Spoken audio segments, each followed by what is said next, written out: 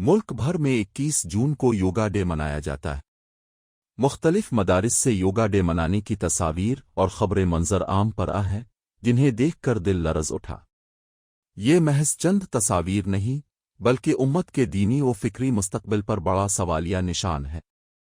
وہ مدارس جو دین کے قلعے کہلاتے ہیں، اگر وہاں بھی کفریہ رسومات اور مشرکانہ شعار کی پیروی ہونے لگے تو پھر باقی کیا بچتا ہے؟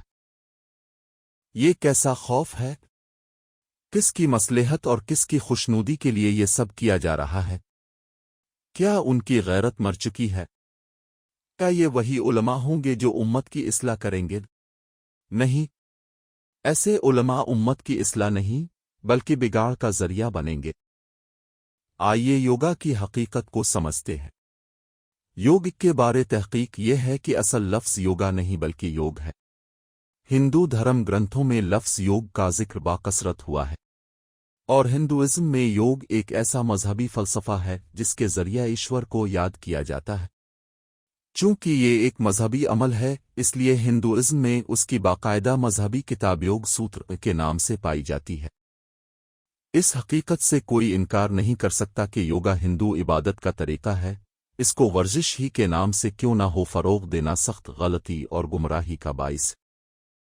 دنیا پرست بعض مسلم حکمراں اور ناعاقبت اندیش کچھ مسلمان ورزش کے عنوان سے دھوکہ کھا کر اس کی طرف راغب ہو رہے ہیں اور اس کے فروغ میں اپنا وقت اور طاقت ضائع کر رہے ہیں، جبکہ یوگا ہندو مذہب کے مذہبی پیشواؤں اور ان کی مذہبی کتابوں کی تحقیق کے مطابق خالص ہندو عبادت کا طریقہ ہے۔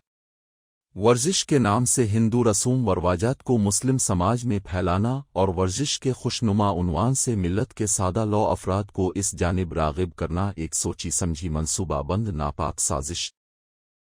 زمین پر بسنے والے سارے انسانوں کے لیے اسلام ایک عظیم تحفہ ہے، اور اسلامی احکامات کی تابعداری ہر چیز سے بالاتر ہے۔ جسمانی صحت و تندرست، دل و دماغ کی راحت و یکسوئی، مادی و روحانی فوائد اور الفاخروی کامیابی کا راز ایمان اور اس کے تقاضوں کی صحیح معنی میں پورا کرنے پر موقوف ہے۔ اسلام نے جو طرز حیات انسانیت کو دیا ہے، اس میں ہر چیز کی تعلیم موجود ہے جس سے انسان اللہ کا قرب حاصل کر سکتے ہیں اور دونوں جہاں کی سعادتیں حاصل کر سکتے ہیں۔